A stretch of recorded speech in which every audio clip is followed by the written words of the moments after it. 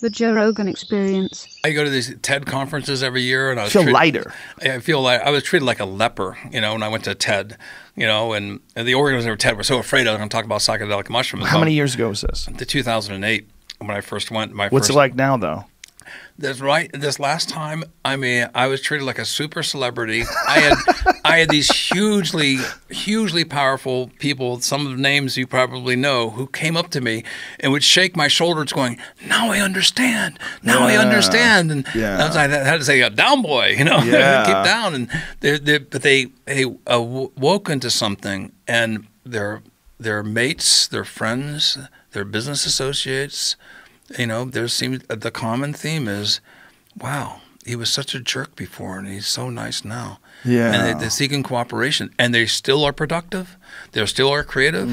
They're banging it out. The coders in Silicon Valley know that microdosing helps their coding ability, so it's a competitive advantage to those other computer companies that do not. I think any new business populated in particular by young people who are not doing microdosing are going to be at a competitive disadvantage because the creativity flow, the camaraderie of the community, seeking to benefit the commons and also reward yourself. I'm not saying it's just all, just helping the commons, but the idea of being able to reward yourself and people rejoice in your success and they benefit from it as well, it really integrates people together. Yeah, and it's also, people need to understand that there's a lot of this squirreling away resources and money and things and trying to climb that corporate ladder.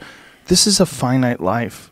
It doesn't last that long. It's a trick. You get sucked into this trick, and this trick is what every CEO and every head of every corporation, every chief financial officer, all these people that are just trying to improve the bottom line, rake in more money, keep this company growing and keep kicking ass. It's a trick.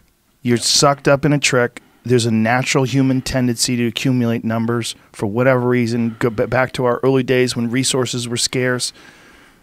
And if you get sucked into that trick, one day you're going to wake up, and that's going to usually be too late.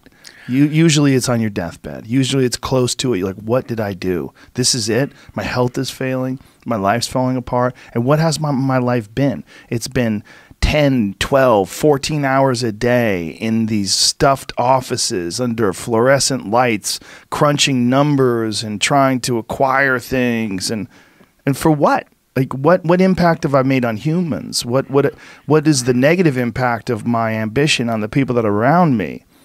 All this is the one thing that psilocybin and particularly just psychedelics in general can provide is a break from patterns, a stopping, a ceasefire of all the momentum of our culture, civilization, finances, taxes, credit card debt, all that shit just stops.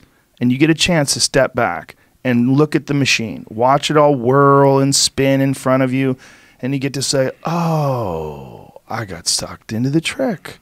I'm sucked into a trick.